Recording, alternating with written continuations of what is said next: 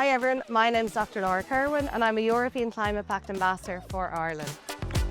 We've all tried these viral recipe trends, but are they healthy and sustainable? At Nutritics, I've analysed over 100 viral recipes, and what we found might surprise you.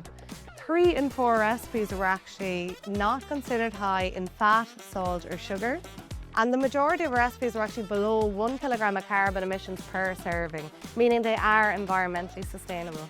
As a European Climate Pact Ambassador, I'm not just making these viral recipe trends, I'm measuring them. At Nutritics, we help food service organisations understand the food that they're serving to you on your plate. And that's not only cost, nutrition and allergens, but also environmental impact.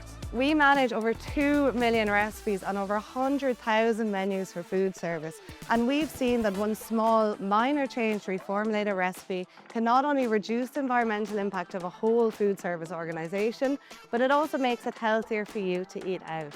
We've supported over 500,000 labels to be printed on food with accurate nutrition and allergen information, as well as environmental impact, helping you to decide what's healthy and sustainable within your diet. What's on your plate affects the planet, and small changes can have a massive impact.